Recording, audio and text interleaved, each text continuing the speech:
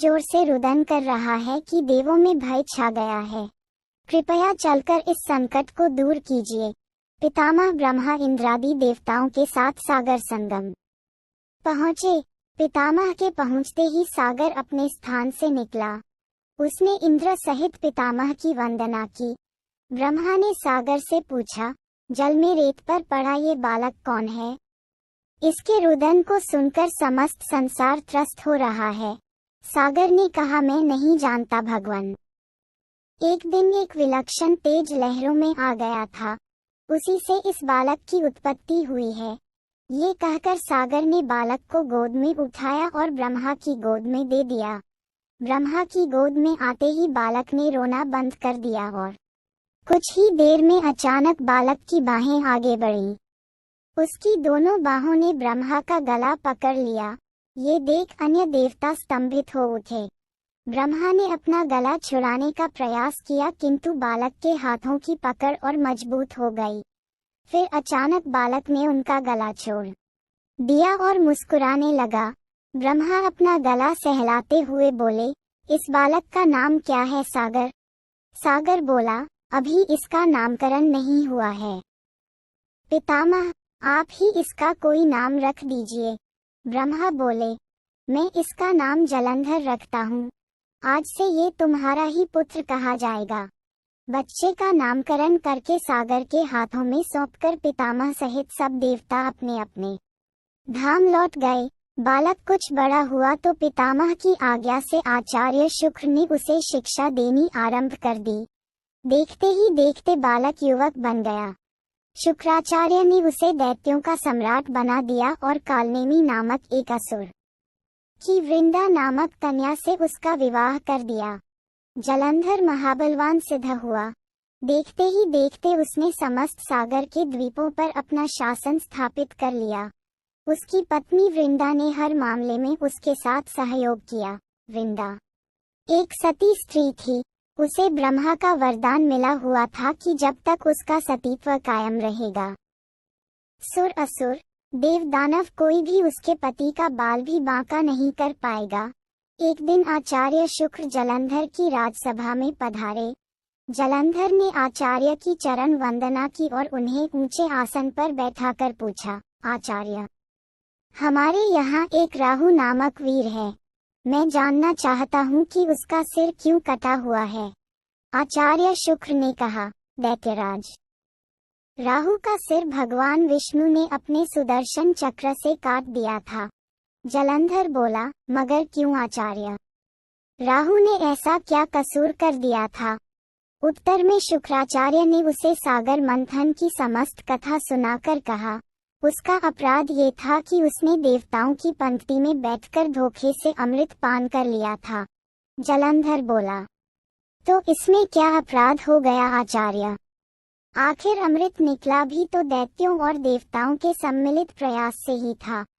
फिर अकेले देवता ही उस अमृत को पी जाने के अधिकारी कैसे बन गए? आचार्य बोले, इसमें भी विष्णु की छलनीति थी दैत्यराज।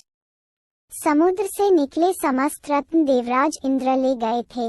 ये सुनकर जलंधर क्रोधित होकर बोला, मैं ऐसा हरगिज नहीं होने दूंगा। मेरे पिता के रत्नों का अधिकारी इंद्र नहीं, मैं स्वयं हूँ। देवताओं को सागर के रत्न लौटाने ही पड़ेंगे। उसके बाद शुक्राचार्य तो वापस अपने स्थान पर चले गए और जलंधर ने घसमर नामक दैत्य को बुलाकर इंद्रपुरी रवाना कर दिया ताकि वह इंद्र को यह संदेश दे आए कि सागर मंथन से प्राप्त सारे रत्नों को उसे सौंप दें। घसमर इंद्रपुरी पहुंचा। उसने इंद्र से कहा, देवराज, मैं दैत्यराज जलंधर का एक संदेश लेकर उपस्थित हुआ हूँ। दैत्यराज ने कहा है कि सागर मंथन के दौरान उसके पिता के जो रत्न आपने हथिया लिए थे, उन्हें तुरंत लौटा दें। इंद्र ने आश्चर्य से कहा, रत्न? कैसे रत्न? दैत्यराज से कहना कि वह रत्न तो देवों के परिश्रम के फल थे। सेवक बोला, लेकिन परिश्रम तो देव और दानव दोनों ने ही किया था। फिर रत्न अकेले देवों के कैसे हो गए?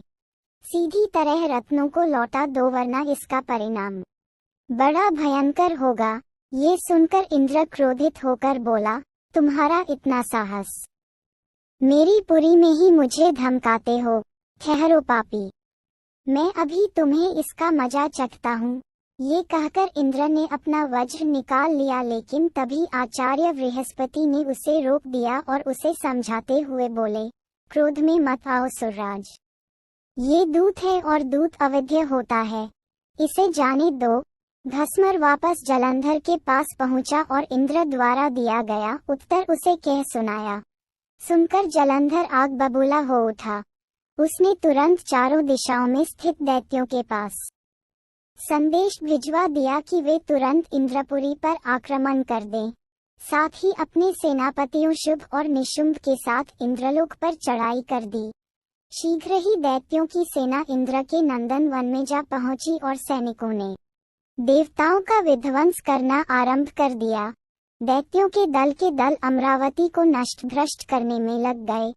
दोनों पक्षों के वीरों की लाशें जमीन पर गिरने लगीं।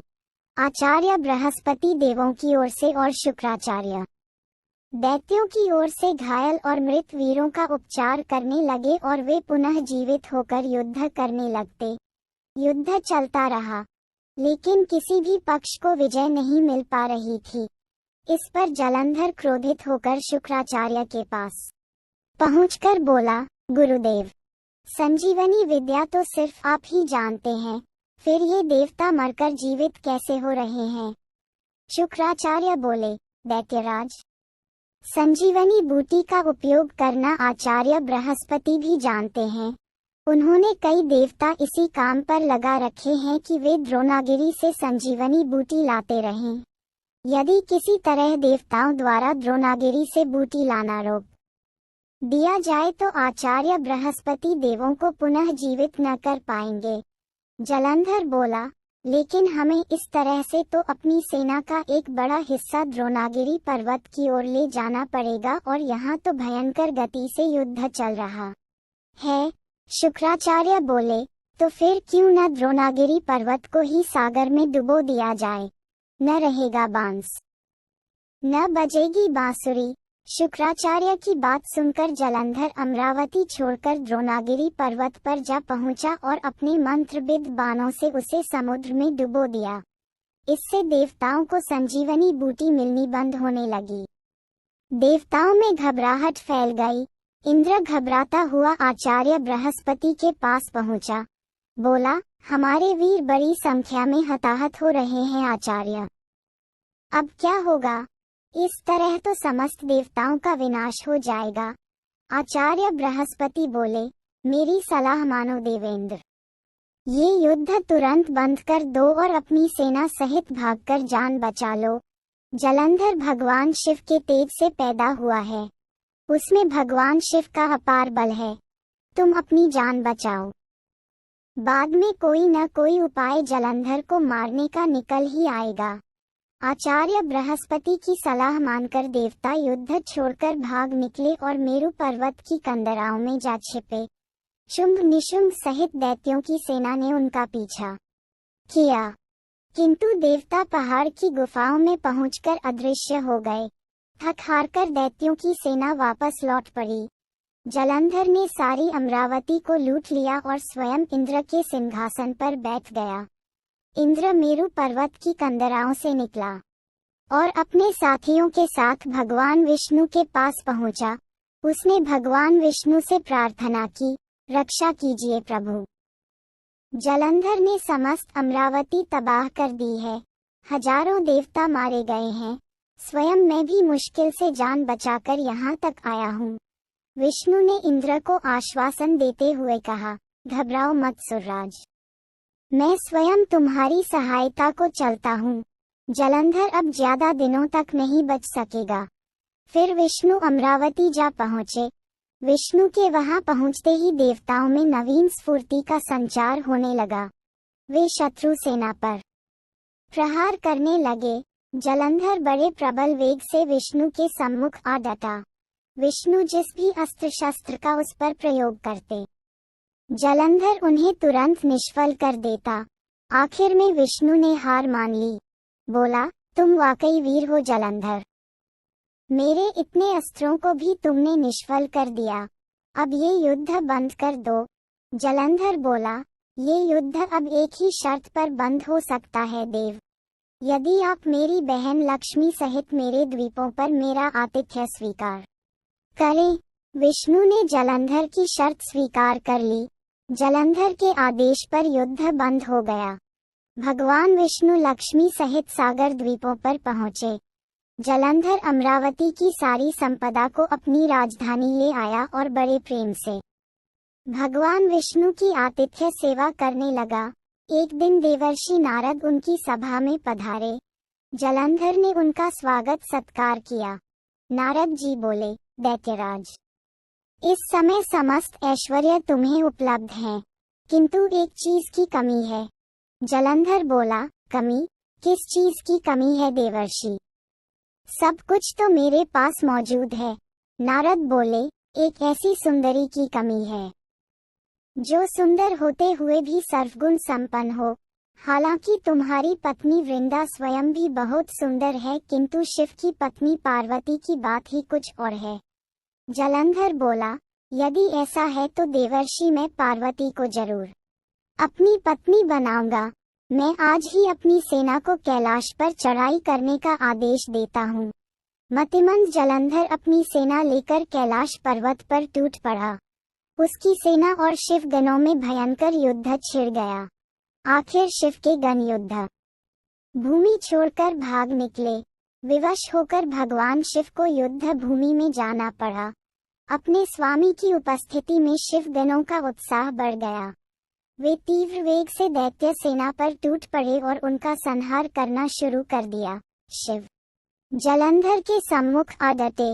दोनों में विकट युद्ध छिड़ गया। दूसरी ओर भगवान विष्णु अपनी कुछ और ही माया रच रहे थे। जलंधर की पत्नी वृंदा एक महान पतिव्रता नारी थी। विष्णु ने जलंधर का वेश धारण किया और उसके शयनागार में जा पहुंचे। उन्होंने वृंदा का आलिंगन किया, लेकिन वृंदा को यह आभास हो गया कि उसके पति का वेशधारी ये व्यक्ति उसका पति नहीं है। अतः कड़क कर बोली, कौन है तू? विष्णु अपने वास्तविक रूप में प्रकट हुए और हंसते हुए बोले, मुझे बहुत खेद है वृंदा, लेकिन ऐसा करना आवश्यक हो गया था। तेरा पति तेरे ही कारण अजेय था। अब उसे मारने में भगवान शिव को कोई परेशानी नहीं होगी। वृंदा रोते हुए बोली, आपने मेरे साथ ऐसा विश्वासघात क्यों किया प्रभु? मेरे पति ने तो आपके आतिथ्य सत्कार में भी कोई कमी नहीं छोड़ी थी।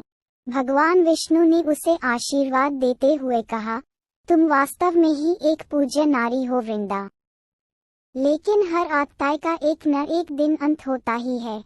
तुम्हारे पति के पापों का घड़ा भर चुका है। उसका अंत समय निकट आ पहुंचा है।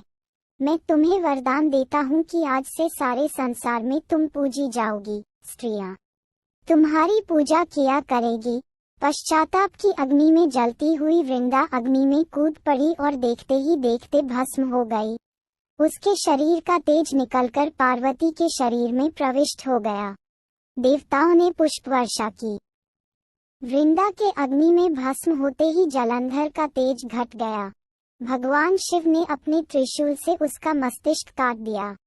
जलंधर के मरते ही उसका वह तेज, जिससे वह आज तक अजेय था, शिव के शरीर में प्रविष्ट हो गया। दैत्य सेना घबराकर भाग निकली। देवताओं ने शिव की जय जयकार की। इंद्र ने पुनः अपना सिंहासन प्राप्त कर लिया और कुछ काल बाद सर्वत्र अमन चैन व्याप्त हो गया।